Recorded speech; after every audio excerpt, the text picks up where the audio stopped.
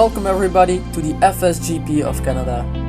I'm your host Niels and I've looked at the weather forecast recently and we are set for an action-packed race. This narrow racetrack will stir up some difficulties for the drivers to come. The top 3 won't be spared either. With a championship this close, it's everybody's race to win.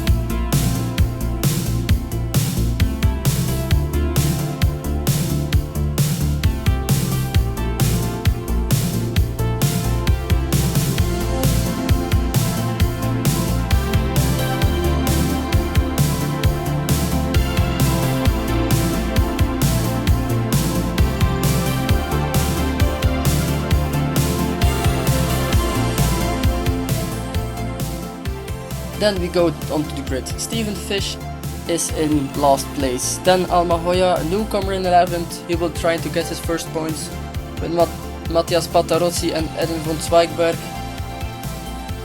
And Antonio Correa in 8th. It is a spicy midfield. Bazo Szabo and Panabianco will be getting some battles done as well. And it's looking feisty. Brendan Pierce is in 5th, one of the most consistent drivers on the grid, and it shows once more. A lot of points for grab here. Then Cadillac Crafter is again here to stir up the front runners. He might bring some spice to the race, but then he will be staring in the rear wing of Elias Hawk, who is a 3rd and get another podium. It's good to see him back in front, if he can get a clean race at least. Jason Milanov in 2nd place, another fabulous qualifying, and we all know how good he can be in the race. But then he needs to get past the man in pole position. And he knows best how good he is. Guus van Doremalen is on pole once more. He won't give up this championship. But then the question is, can he make it 3 in a row?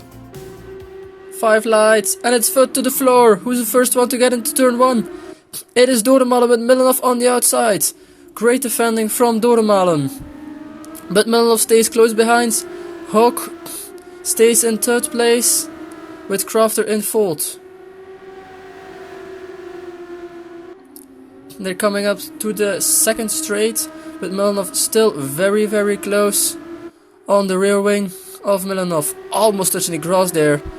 These cars are so hard and Milanov is going for a move. Will he get the inside? Yes, he does! Oh, but Doremalen is looking for the switchback. He doesn't get it. He gets in the slipstream of that big rear wing, and they're side by side again. Milanov almost pushing onto the grass, onto the championship wall like Kubica called it, and Milanov is now into the lead. Oh, this championship battle is wide open right now. As we follow Milanov onto the left, chicane, ooh, almost touching the wall. He is pushing, he wants to get away from Doremalen, but this track does have a lot of slipstream, quite a lot of straights, quite a few corners, but he seems to be pulling away a little bit. Crafter is on the rear wing of Elias Hawk. He wants to make it a double Dutch podium, but Hawk is not letting him go. He is also in the slipstream of Van Doremalen, and he is hanging on for dear life. You see those drivers almost clattering the curbs there. Ooh, and he almost made a mistake. I think he feels the pressure. He knows what it is to drive in 3rd place, but he also knows that that driving this car is quite difficult under pressure. As we also saw Crafter almost touching the wall. He is so close. Will he make a move? Elias defends the inside. Crafter goes around the outside. Does he get a better exit? Ooh, I think he did actually. And now onto the back straight again. Coming into the chicane, but he is too far back, I think. Oh no, they go side by side. Oh! Elias Hook almost in the wall. I think they touched. There was some aggressive defending from Elias Hook as he get the drone shot from above. But he does seem to have a little bit of a gap now. Crafter not letting him go, as I said earlier in the beginning. I think he wants to stir it up. And he does have great pace in the race. As usual. Oh, and I think we're gonna see the restart again. Van Doremalen directly covering off the inside. And everyone getting through very, very clean. As you see, are almost no incidents. Lunge from Pane Bianco, I think. Oh, and a mistake from Tabo as well. As you now see the battle for 5th place between Pane Bianco and Pierce. Pane Bianco has overtaken Pierce for 5th place, but we know that Pierce is a strong fighter. Those two can always give us a great fight. As we see now here, he won't dare to do it into the chicane, does he?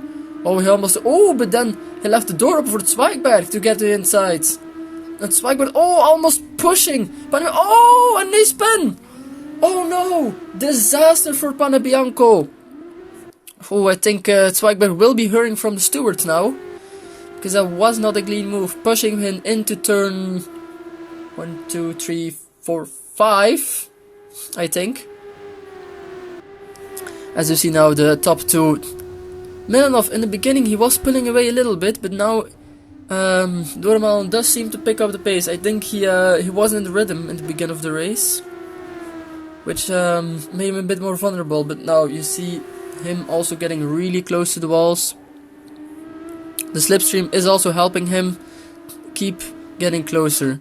And then I want to talk about the championship as well, because only the 17 best races are counted towards a championship. So for example in Miami, Van Doremalen wasn't in the race, but that doesn't mean that he loses points for the championship.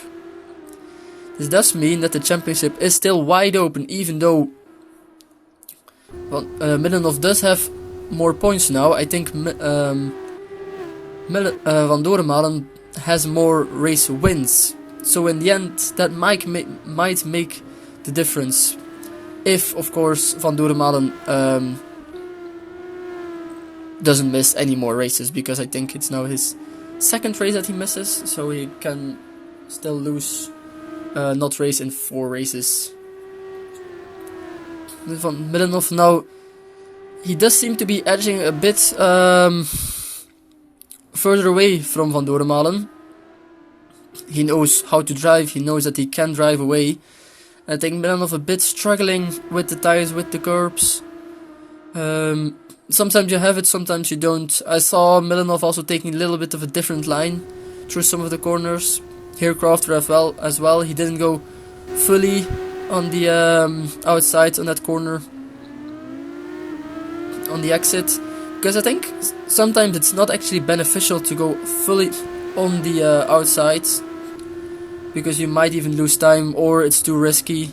Ooh, I think he went a bit too deep there, trying to get back to Hogue, with Hogue defending really good. And I think now that he's seeing that he has a little bit of a gap, he also a bit more at ease. And does he fish in 8th position? Wow, he started last, so that is a really strong race from him. Also his first race, I don't think we have seen him yet here. So to be racing in 8th position, that is quite strong from him. As you see now, I think we're following Fish, yeah, in the blue and green car. He's trying to get closer to Patarozzi, who also has a very strong race. As always, he's also always one of the most consistent drivers on the track, finishing 7th, 8th, 6th. So he knows what it's like to drive these cars. He has a lot of experience battling, has a lot of experience defending. But then he also doesn't know how Fish is driving. So at the same time, he doesn't know what he is going to... Oh, as he clatters into the wall. And now Panebianco gets the inside line. Ooh, and that makes him lose a position. Costly mistake from him, and I think he might have some damage as well. I know these cars don't have suspension damage on, so that's good, but I think some front wing damage might be there as well, as he defends from... as Panebianco defends from Fish, as the timer is a bit behind, I think. I think this damage might also let Korea through, as you see here indeed. Korea does take a wider line, but I think it doesn't make that much of a difference. You don't lose too much time, because you also have to take quite a long route on the racetrack as well.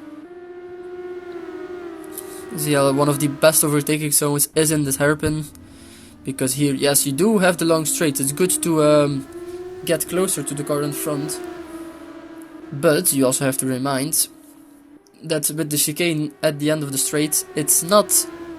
You can't really make a dive there. The hairpin is one of the only places where you can actually make a dive.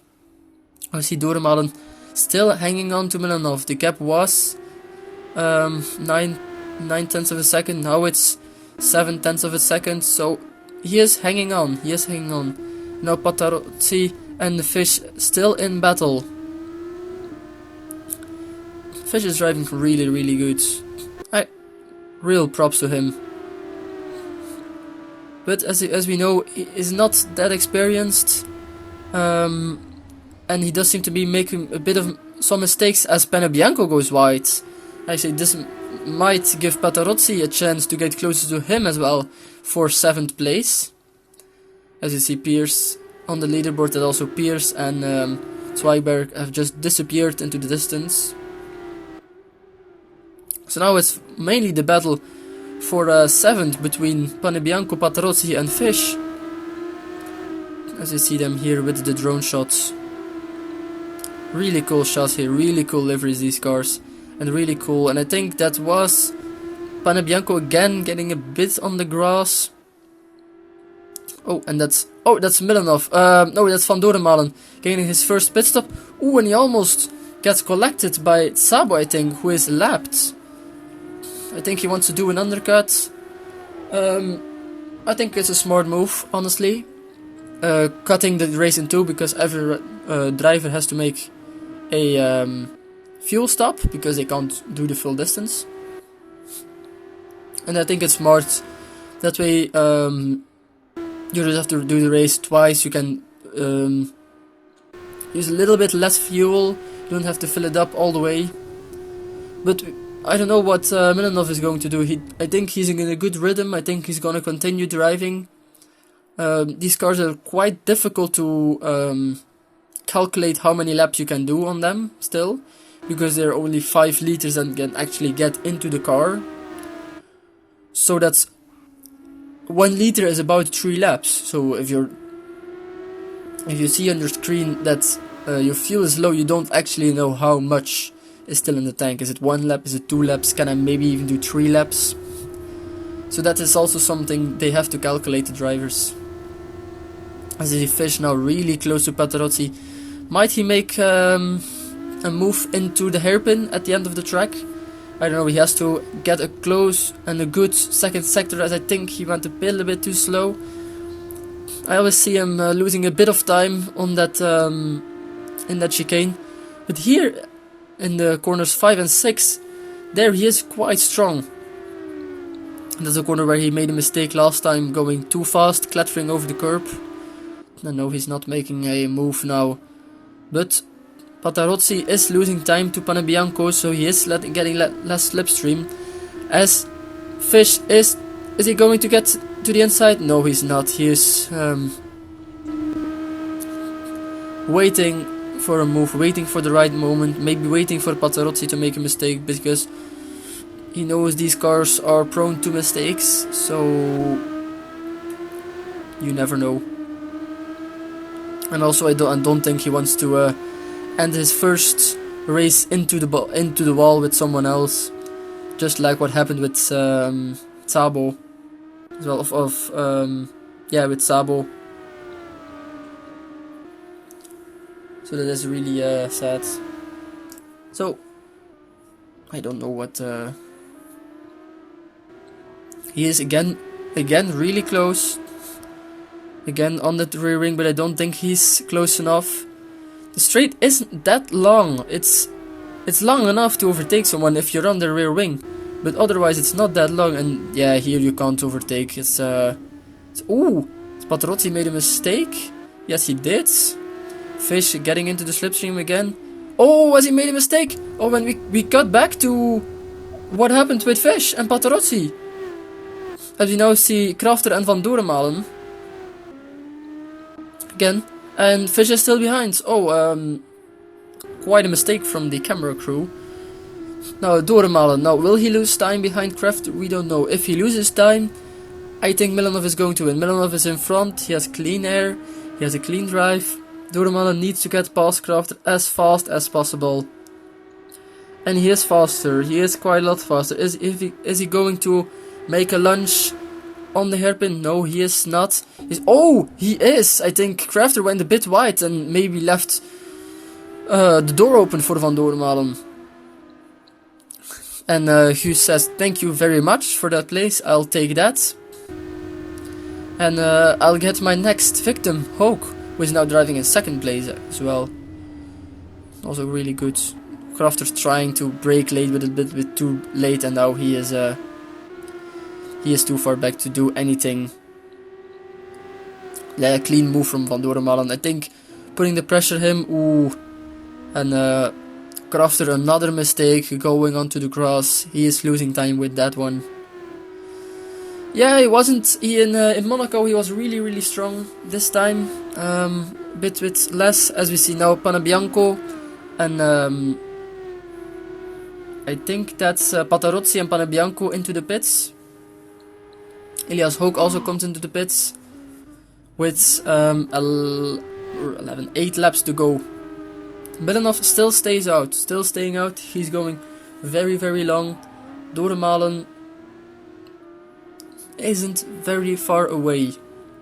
So we'll see. The gap to Hoek was 6 seconds behind, and now it is also 6 seconds. So they lose about 12 seconds into the pits. Doornmalen looks to overtake Milanov now in the pits. Milanov needs to be pushing. I think he might have relaxed a little bit too much. Milanov was pushing. Van Doornmalen was pushing now. So I don't know. He is now into the pits. Where is Milanov? Where is Milanov? He's now stopping for fuel. Is Milanov coming? I think that's Milanov. Yes, will they go? Oh, they go side by side. No, Milanov stays in front. Van Doornmalen just couldn't get him on the pit. They now have the same amount of fuel. Doornmalen does have a bit older tires, but that doesn't make much of a difference. He has the slipstream now. What will he do? This is the battle for the lead, everyone. This is the battle with 7 laps to go, 7 opportunities to drive. Ooh, as Van Doornmalen almost goes into the back of him. That's how late these drivers brake. He is still in that rear wing. Milanov is defending. Almost flat out through that kink. Through that chicane. Oh, and he gets a better run on the outside. No, Milanov braking later and keeping his place. I think his tires might be a bit cold. I think he's also out of the rhythm now. With the pit stop, it's just you get back up to speed. And Van Doornmalen already has done that. So now, who's gonna win? Jason versus Hughes. The battle of the greats. They have seen each other every race before. There have been battles in Saudi Arabia, in Bahrain, in Monaco. They have battled each other towards the finish line. So who is gonna finish first? 6 laps to go.